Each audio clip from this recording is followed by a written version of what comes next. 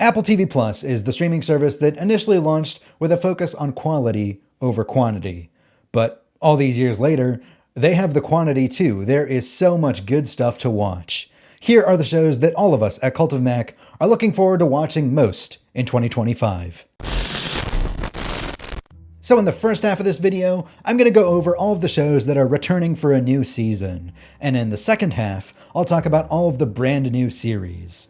And what better way to kick things off than to talk about the most hotly anticipated season 2 of Apple's biggest and weirdest show, Severance, which comes back January 17. The brains behind the show, director Ben Stiller and creator-writer Dan Erickson, both of whom serve as executive producers on the show, took 3 long years to bring season 2 to air.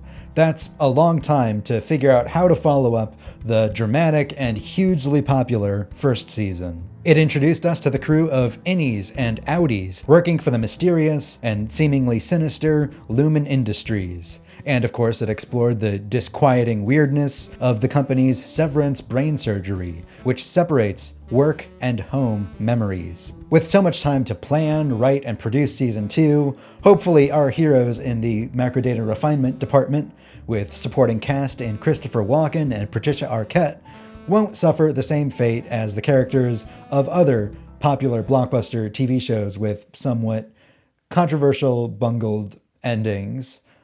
Anyways, you can watch the first 8 minutes of the first episode of season 2 right now by clicking here. The previous seasons of Mythic Quest might make it the quirkiest show on Apple TV Plus, and that's with plenty of competition. The gamer-themed workplace comedy is populated with a cast of deeply eccentric characters in one crazy situation after another. Personality disorders range from one boss who's immensely egotistical to another that's deeply neurotic, and don't forget the sociopath. Yet somehow, Mythic Quest's writers make these characters genuinely likable and relatable. You'll root for them as they have to deal with underage game streamers, racist gamers, and so much more. The series returns to Apple TV Plus for its 4th and final season, starting on January 19.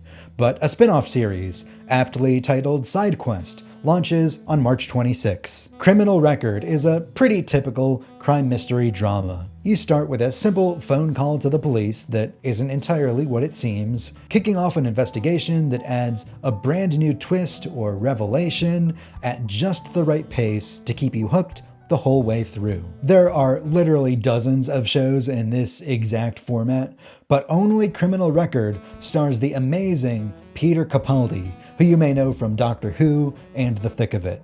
Peter Capaldi is one of the most magnetic, captivating, and finest actors on television today.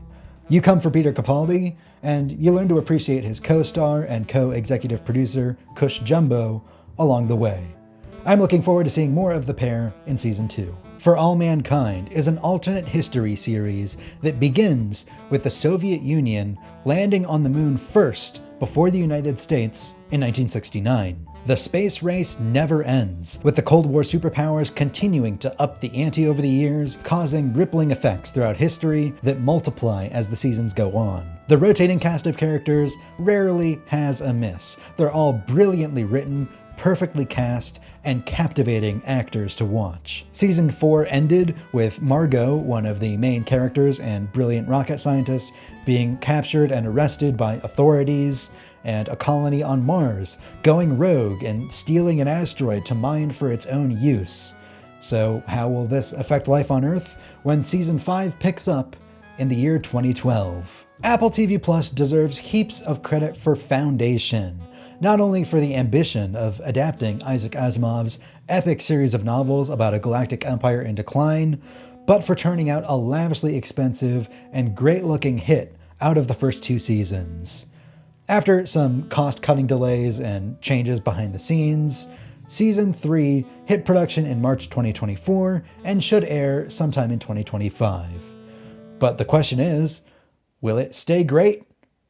Probably. In Asimov's classic story, much abridged to make for the series' modern cinematic TV, brilliant mathematician Dr. Harry Seldon realizes the galactic empire, spanning solar systems and galaxies, like a metastasized Rome run by a long line of cloned emperors, is doomed to collapse, and his efforts to create the Foundation Group to preserve humanity and civilization becomes outlawed activity across time and space. The first season of the Apple TV Plus series starring Godzilla was a big hit, and Monarch: Legacy of Monsters Season 2 is due before the end of 2025. Season 1 had our characters, one played by screen legend Kurt Russell, discovering that there are giant monsters hiding all over the Earth.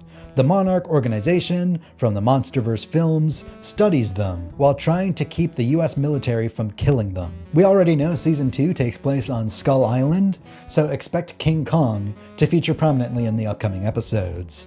Monarch: Legacy of Monsters is pure, unadulterated kaiju fun. When Apple TV Plus began adapting Mick Herron's spy novels into the Slow Horses TV series, we loved the show and quickly devoured all 8 novels. They're as compulsively readable as the series is darkly funny, about a crew of MI5 intelligence agents one step away from dismissal. And we can look forward to rumpled former super spy Jackson Lamb, tightly wound MI5 number 2 Diana Taverner, and the rest of the stellar cast in Season 5's heart-pounding new episodes in 2025. And Season 6 has already been greenlit as well. You'd be hard-pressed to find somebody less suited for a career in highway robbery than English sweetheart Noel Fielding. And that's what makes The Completely Made-Up Adventures of Dick Turpin such a fun comedy. What if England's most infamous robber and murderer was actually a pretty nice guy? Turpin and his band of misfits deal with guards, thief-takers, witches, and their genuinely dangerous rivals, and yet somehow always come out on top. Season 2 is on the way, although we don't know exactly when. Apple TV Plus puts out the occasional movie,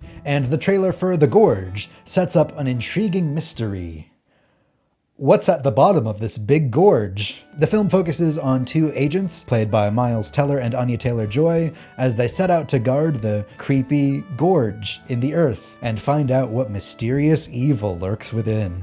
The Gorge also has a dose of romance, and so it'll be premiering on Valentine's Day. If you're a fan of The Wire, then you should mark your calendars for the premiere of Dope Thief on March 25th. Set in Philadelphia, Dope Thief is a crime drama starring Brian Tyree Hill from Bullet Train and Wagner Moura from Narcos. These 2 friends hit on the perfect crime, pose as DEA agents, and rob drug dealers who are too small to ever report it. They hit it big, but too late realize they robbed the wrong guy, a big-time drug dealer who won't report it, but will kill anyone and everyone involved.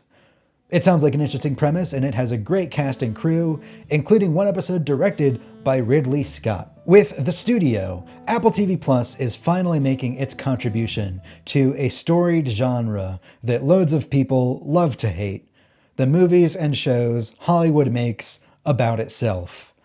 So maybe we're just looking forward to hating it. We'll see. Will the new show, which comes from actor, writer, and producer Seth Rogen, reach the greats of Barton Fink or Barry? Or will it just suck self-importantly, like The Player or The Last Tycoon? The Studio features Rogen as the head of an embattled and totally made up Continental Studios, with a cast that includes not only the reliably funny Rogen, but Catherine O'Hara, Catherine Hahn, and guest star Bryan Cranston, plus guest spots by the likes of Martin Scorsese and Charlize Theron. Well, it could be a bloated Hollywood monstrosity. Or it could be hilarious. To be honest, the premise of Government Cheese doesn't sound like a great show on paper. It's billed as a surrealist family comedy set in the San Fernando Valley in 1969.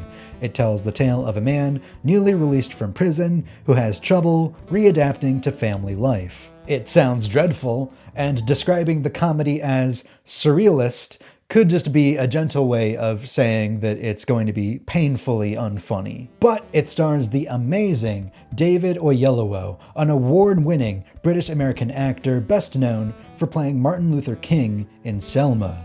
Oyelowo is always fantastic, but he's never done a comedy before, so we'll be checking out Government Cheese, surrealist or not. Murderbot has just a great premise. The sci-fi thriller follows the complicated feelings of a killer robot that has become sentient and has started to empathize with its victims. Murderbot has to hide its free will and its secret lifelong dream to be left alone and watch TV. Based on an award-winning series of acclaimed novels, the 10-part series stars Alexander Skarsgård, is directed by Chris and Paul Weitz, and Foundation's David S. Goyer is running the show. Although it has been adapted into a video game and a graphic novel, William Gibson's landmark 1984 cyberpunk novel Neuromancer has never been adapted into a TV show until now. Or at least sometime relatively soon. At any rate, if Apple can credibly adapt a sci-fi behemoth like Foundation, it can probably make the most out of Neuromancer as well. I mean, fans of neither show would have ever thought it possible to be seen reasonably on screen until this particular golden age of big-budget streaming television. Gibson's novel, which won the prestigious Nebula, Philip K. Dick, and Hugo Awards, served as part one of a trilogy, with 2 more books following. Show creators Graham Rowland and J.D. Dillard are working directly with Gibson on the adaptation. Star City will be a For All Mankind spin-off, depicting the same series of events from the perspective of the Soviet Union. While For All Mankind has taken the series well into the mid-2000s, Star City will take a peek behind the Iron Curtain, starting over back in the late 60s. In real life, the CCCP never succeeded in building its lunar N1 rocket, so maybe we'll see what it would have taken for that to be possible. And fans of For All Mankind are looking forward to seeing the return of some familiar faces, like Roscosmos director Sergei Nikolov. And with that, we have our list of the most exciting shows you should watch on Apple TV Plus in 2025. Apple TV Plus is available for just $9.99 a month. You can subscribe by clicking here or in the link in the video description. It is available to watch on any Apple device, including the similarly named Apple TV in the Apple TV app, which is also available on a plethora of smart TVs, smart devices, and platforms, and on the web. Remember to like and subscribe. I'm D. Griffin Jones with Cult of Mac.